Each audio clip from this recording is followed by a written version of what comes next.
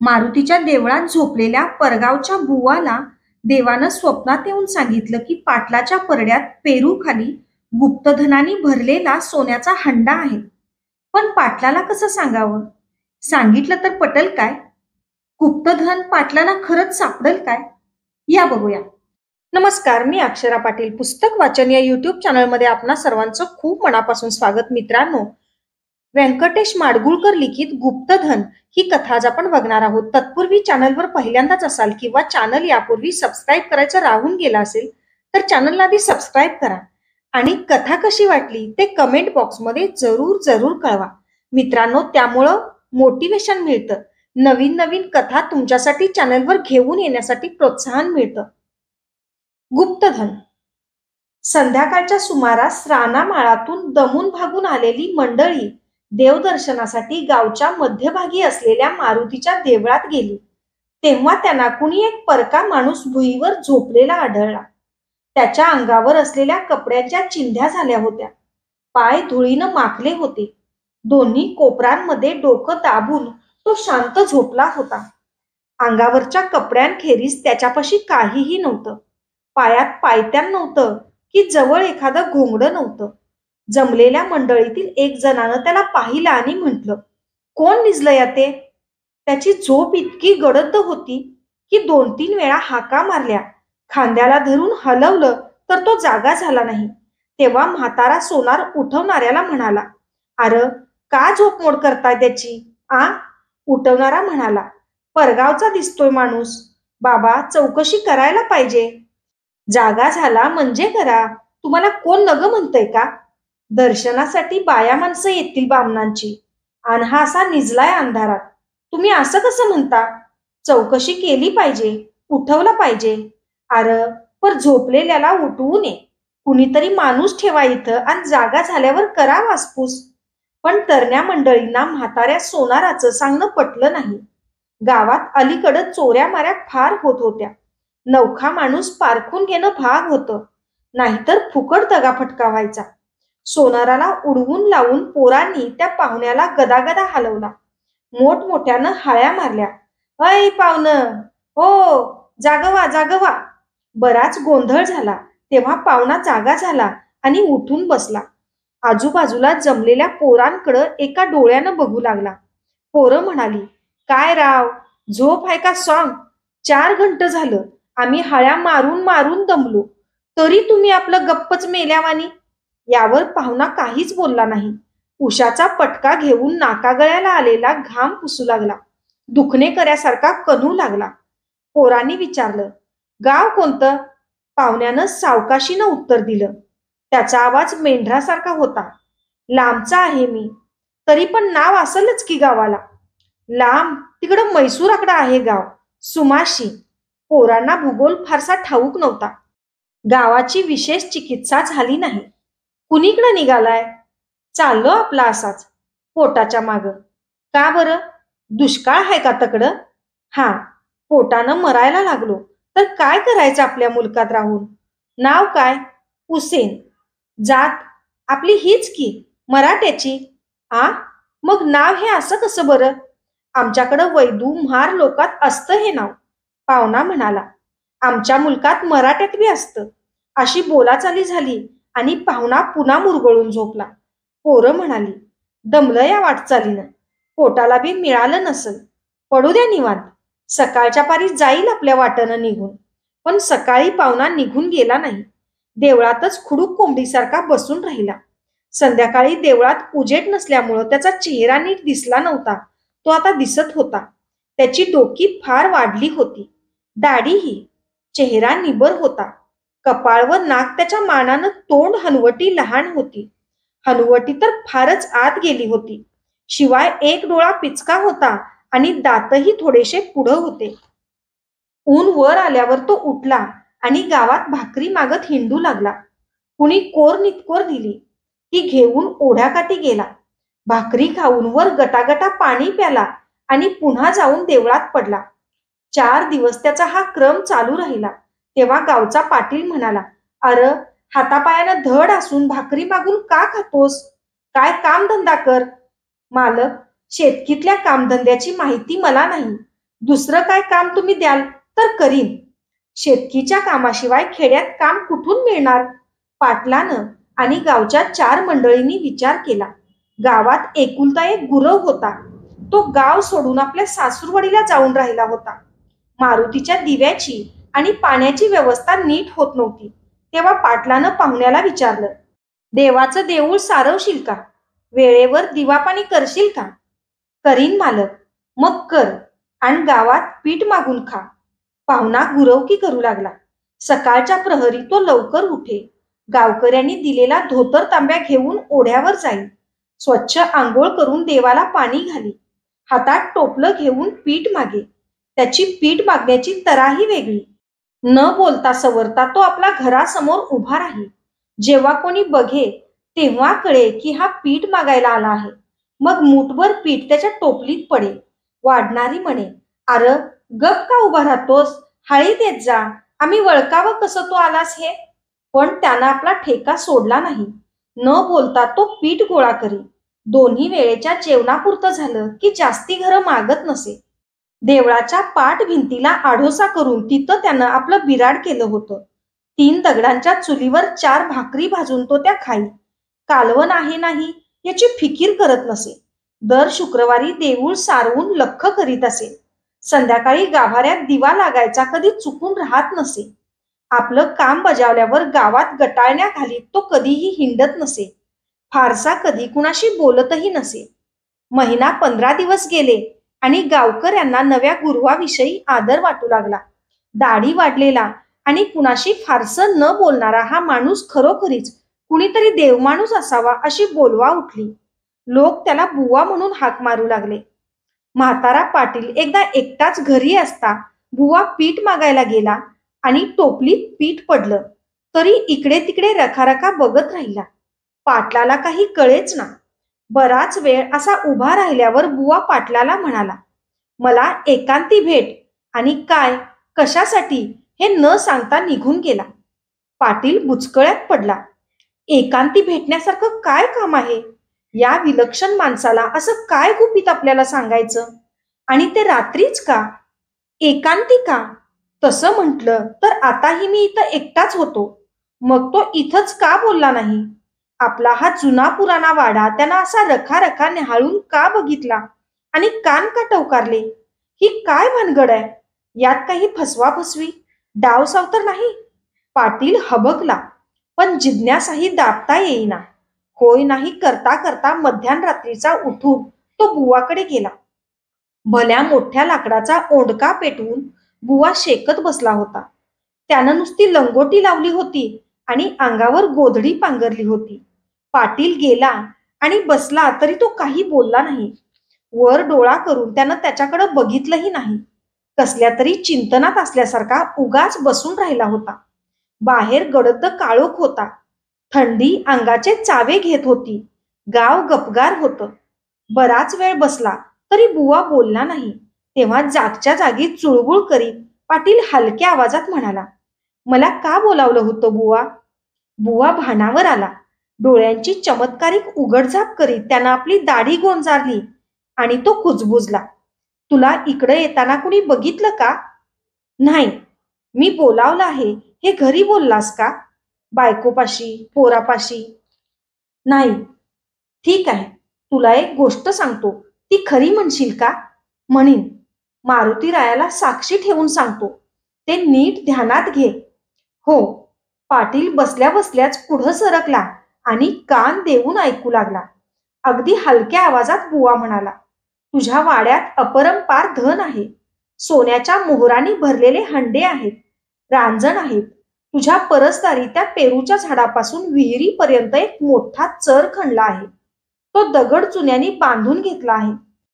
त्याच्यावर आडव्या पहारी टाकलेल्या आहेत आणि त्यांना साखळदंड बांधून हे रांजण अधांतरी सोडले आहेत. पाटलाच्या छातीत कळ आली. त्याचं काळीज बेडकासारखं उड्या मारू लागलं. तसल्या थंडीतही त्याच्या कपाळाला घाम आला. बुवाच्या सांगण्यावर काही बोलणं त्याला सुधरेना. वरचेवर मागं पुढं बघत तो गप्पच राहिला. अंगावरची गोधडी सावरून बुवानं मांड मोडली आणि पुन्हा तो नागासारखा डुलत बोलू लागला. जेव्हा जेव्हा मी पीठ मागायला तुझ्या घरी येतो तेव्हा तेव्हा मला आवाज ऐकू येतो. पिंगळा बोलतो तसं ते बोलतं. मला विचारतं, मी येऊ का? मी येऊ का? असं. हा, त्याशिवाय मी तुझ्याशी बोललो नसतो. आणि हे ध्यानात घे, हे धन तुला लाभण्यासारखं आहे. पाटलाला वेड्यासारखं झालं. त्याच्या बुवाच्या सांगण्यावर विश्वासच बसेना. म्हणजे बुवा खोटं बोलतो असं नव्हे, पण ते धन आपल्याला मिळणार ही गोष्टच त्याला पटेना. आपल्यासारख्या दळभद्र्याला हा साठा कसा लाभणार? एवढं बलवत्तर नशीब आपल्याजवळ कुठून असणार? वाडा जुना पुराणा होता. पूर्वज होते तलवार बहाद्दर. कधी कधी भिंती कोनाड्यातून हत्यारे पात्यारे निघत.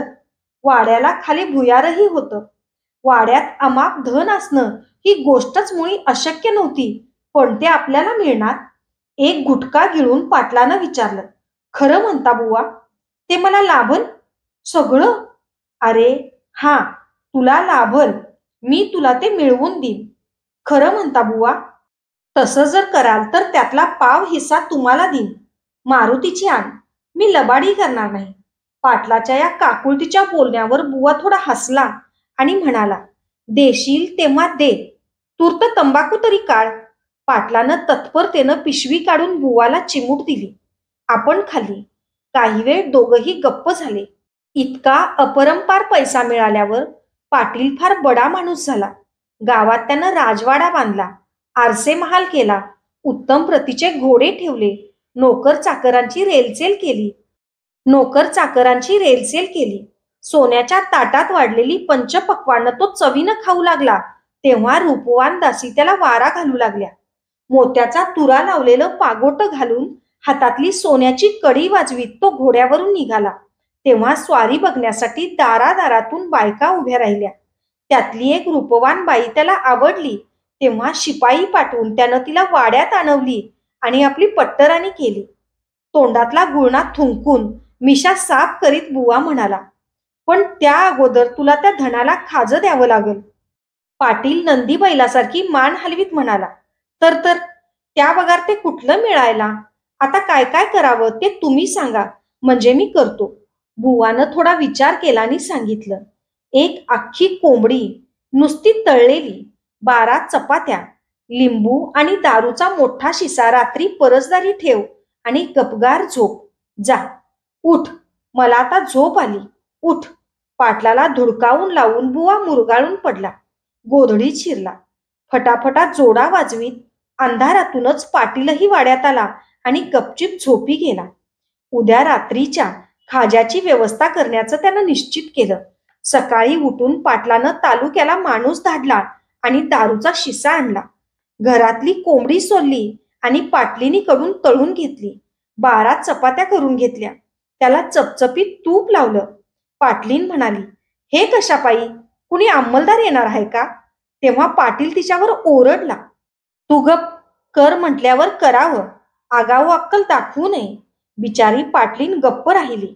सगळा माल मसाला करून तिनं रात्री जय्यत तयारी करून ठेवली. रात्री चांगला काळोख पडल्यावर बायकोला पोराला झोप लागल्याची खात्री करून घेऊन पाटील उठला आणि खाजं परस्तारी ठेवून गपचीप झोपला. दुसरे दिवशी सगळं साहित्य नाहीसं झालं होतं. कोंबडीची हाडं किंवा मोकळी पाटली देखील राहिली नव्हती. पाटील मनी संतुष्ट झाला. म्हणाला, ठीक, धनानं खाजं घेतलं. रात्री बुवाकडे येऊन त्यानं ही सगळी कथा त्याला सांगितली. तेव्हा बुवा म्हणाला, तुला धन मिळणार यात संशय नाही. आधीरतेनं पाटलानं विचारलं, मग कुठं आणि कधी उकरू? थोडका थांब, असा उतावळा होऊ नकोस. एवढ्यानं भागलं नाही. औसेला अजून 4 दिवस अवकाश आहे, तोपर्यंत खाजं तिथं ठेव आणि आणखी काही गोष्टी मला करायच्या आहेत, त्यासाठी 50 रुपये मला दे. पाटील मुळीच कुरकुरला नाही. घरातले 50 रुपये आणून त्यानं बुवाच्या हातावर ठेवले आणि औसेपर्यंत खाजं ठेवण्याचा नियम तो पाळू लागला. औसेच्या रात्री फावडं कुदळ घेऊन पाटील बुवाकडे गेला आणि म्हणाला, चला का मी एकटाच उकरू? ते का, मी येतो की बरोबर. हे बघ, बरोबर पेरूच्या झाडाखाली खोद. बराच खाली गेलास म्हणजे तुला एक मोठा नाग दिसल. नाग? हा, नाग, पिवळा धमक आणि त्याच्या अंगाचा घमघमाट सुटल. पर मग तो हात कसा लावू देईल पैक्याला? त्याची काळजी करू नकोस. मी बंदोबस्त केलाय. चल. औसेच्या अंधारातून बुवा आणि पाटील वाड्याच्या परसदारी गेले. पेरूच्या झाडाखाली येताच फावडं कुदळ खाली ठेवून पाटलानं काकडा पेटवला आणि मातीत पुरून ठेवला. धनाची जागा दाखवून बुवा म्हणाला, हाण कुदळ. धोतर खोचून पाटलानं कुदळ हाणली. काकड्याच्या प्रकाशानं आणि कुदळीच्या आवाजानं पेरूवर बसलेली पाखरं अर्धवट जागी झाली आणि ओरडून फडफडली. पाटील सन सन कुदळी मारित होता आणि बुवा फावड्यानं माती ओढीत होता. न बोलता सवरता त्यांचं काम चाललं होतं. परसातल्या गवतातले किडे काकड्यावर झेपावत होते. ते जळत तेव्हा तटतट आवाज होई आणि जळका वास पाटलाच्या नाकपुडीत शिरे. कपाळावर आलेला घाम वरचेवर पुसून तो कुदळ मारित होता. बुवा माती ओढत होता. आता खड्डा चांगला कमरे इतका झाला होता. आत उतरलेला पाटील घाव घालण्यासाठी वाकला म्हणजे वरून दिसत नव्हता. ओलसर आणि कुबट वासाची माती, खडे यांचा ढीग पडला होता. त्यात बुवा गुडघ्या इतका रुतला होता. एखादे वेळी कुदळ दगडावर जाई आणि खणखण आवाज येई तेव्हा बुवा इशारा देई, सबूर सबूर. घाई का? ओल्या मातीतून दानवी गोमी बाहेर पडत आणि पाटलांच्या उघड्या नडग्यांवर चढत तेव्हा तो जोरानं तंगड झाडी. असाच प्रकार बराच वेळ चालल्यावर बुवा एकाएकी म्हणाला, शाब्बास, वर ये.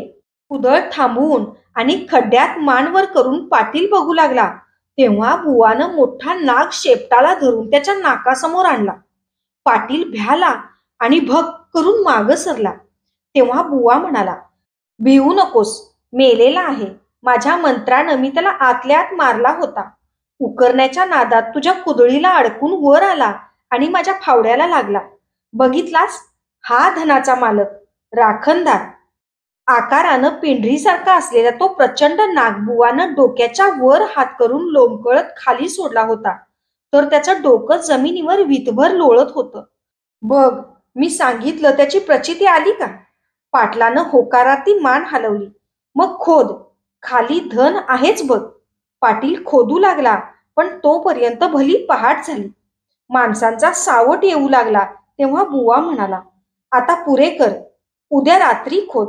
माझं काम संपलं, मी आता पुन्हा येणार नाही. तुझं तू काढ. आणि तो निघून गेला. दुसरे दिवशी रात्री काकडा पेटवून पाटील एकटाच खोदू लागला, पण त्याला फार खोदावं लागलं नाही. आडव्या टाकलेल्या पहारीला साखळीनं बांधलेला रांजण त्याला लागला. काकडा जवळ करून पाटलानं झाकण उघडलं आणि आत पाहिलं. सगळा रांजण चिंध्यांनी भरला होता. जुन्या पाण्या, कुबट आणि मळक्या चिंध्यांनी. बुवा नाहीसा होऊन 4-8 रोज झाले होते. संध्याकाळच्या वेळी मंडळी देवळात बसली होती. मुरा कुंभार म्हणाला, बुवा मोठा चमत्कारिक माणूस होता. आला काय, गेला काय, कुणाला पुसलं नाही, विचारलं नाही. केव्हा आणि कुठं गेला राम जाणे. म्हातारा सोनार म्हणाला, पण तो काही साधासुद्धा माणूस नव्हता. ज्ञानी योगी असला पाहिजे. भगा शिंपी म्हणाला, असल बाबा. जायाच्या अगोदर 8-4 रोज माझ्याकडे आला आणि भल्या मोठ्या बोचक्यात जुन्या फाटक्या चिंध्या घेऊन गेला. तळखड्याला टेकून बसलेला पाटील एकाएकी दबकला. खरं म्हणतोस काय भगा? चिंध्या तुझ्याकडनं घेतल्या? हा तर, खोटं कशापायी सांगू? मुरा कुंभारालाही एकाएकी आठवण झाली. हा, माझ्या जवळनं सुद्धा एक जुना रांजण घेऊन गेला एकदा. मोठा चमत्कारिक माणूस. मी विचारलं, हे कशाला बुवा? तर काही बोलला नाही. पलीकडे बसलेला रामा माळी सावरून पुढं आला आणि त्यांना आपला अनुभव सांगितला. आमच्या मळ्यात आम्ही नाग मारला एक भला मोठा, तर तो सुद्धा बुवानं मागून नेला. काय केलं त्याचं कुणाला ठावं. औषध पाण्यासाठी नेला म्हणावं. काय बरं? पाटील हे सगळं ऐकून काळा ठिक्कर पडला. बुवा गेला तरी तो अजून रात्री अपरात्री उठून परस उकरीत होता. धन जागा बदलतं म्हणून ठिकठिकाणी खड्डे घेत होता. घाबऱ्या आवाजात त्यानं रामाला विचारलं, किती दिस झालं या गोष्टीला रामा? रामा म्हणाला, 8-12 रोज झालं असत्याल. धन्यवाद. अशाच नवनवीन आणि विविध विषयांवरच्या कथा, कविता आणि पुस्तकांसाठी पुस्तक वाचन बाय अक्षरा पाटील हे चॅनल सबस्क्राईब करा आणि कथा कशी वाटली ते कमेंट बॉक्समध्ये जरूर कळवा. थँक्यू.